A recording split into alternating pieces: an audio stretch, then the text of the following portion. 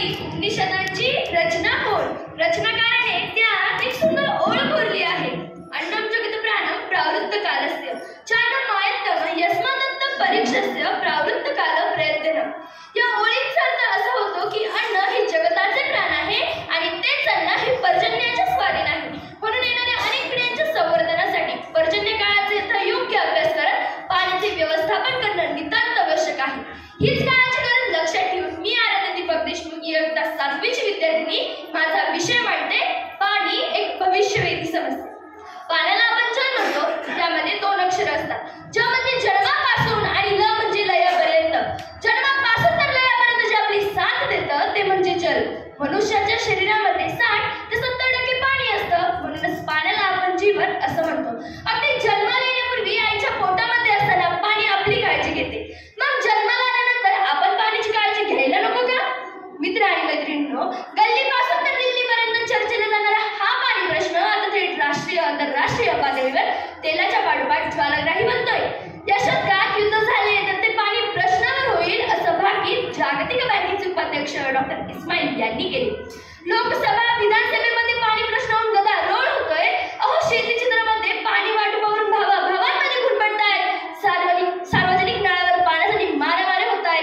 हे सगळंच पाहिल्यावर मला असं वाटतं तिसऱ्या महायुद्धाला भविष्यात नाही तर आताच कुठेतरी सुरुवात झाली आहे. आणि या महायुद्धापासून वाचायचं असेल तर जल साक्षरता आणि जल संवर्धनाशिवाय दुसरा पर्याय नाही. नीती आयोगाच्या अहवालानुसार 2030 मध्ये आपली पाण्याची गरज सध्यापेक्षा दुपटीने वाढणार आहे.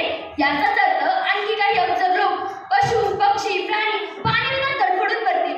अहो, निसर्गाने दिलेले फुकटचे पाणी आज आम्हाला विकत घ्यावं लागतंय. गरिबांना हंडाभर पाण्यासाठी वन भटकावं लागतंय. दुष्काळाच्या आवक-कृपेने तुमचे आमचे वांदे झाले. दुष्काळाच्या आवक-कृपेने तुमचे आमचे वांदे झाले. टँकर आणि बिस्लरीवाल्याचे दाम मात्र दुप्पट झाले. त्यांच्यासाठी पाण्याचा पैसा, पण आपल्यासाठी पैशाचे पाणी आहे. धावणाऱ्या टँकर मागे एक वेगळीच कहाणी आहे. पण लक्षात ठेवा, ज्या प्रगत मानवी जातीने परग्रहावर माणूस यशस्वीरित्या उतरवला त्याच प्रगत मानवी जातीला अजूनपर्यंत पाणी मात्र निर्माण करता आले नाही. मग जे आपण निर्माण करू शकत नाही, कमीत कमी काटकसरीने वाचवू तर शकतो. कारण आजची बचत ही उद्याचा आधार. भूजल संवर्धनाचा करूया निर्धार. म्हणून आता तरी पाण्यात कपात करा, नाहीतर भविष्यात कपात पाणी मिळेल. दुष्काळाची संभवित आपत्ती काळजीने वापरावी जलसंपत्ती. मित्रांनो, खरं तर पाणी वाचवा असं सांगणारे हजारो मिळतील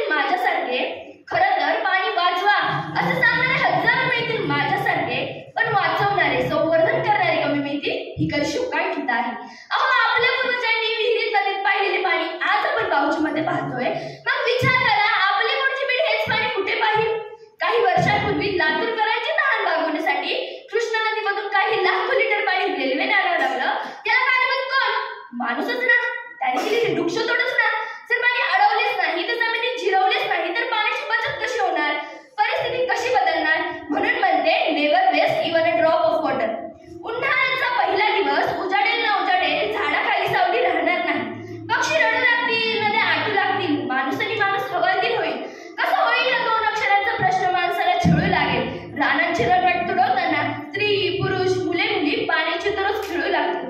आटलेल्या, पडलेल्या आणि मोडलेल्या विहिरींवरती 2 थेंब पाण्यासाठी रोज लढू लागतील. कोणी विहिरीत पडून मरेल तर विहिरीच्या काठावर पाण्यासाठी यात्रा भरेल.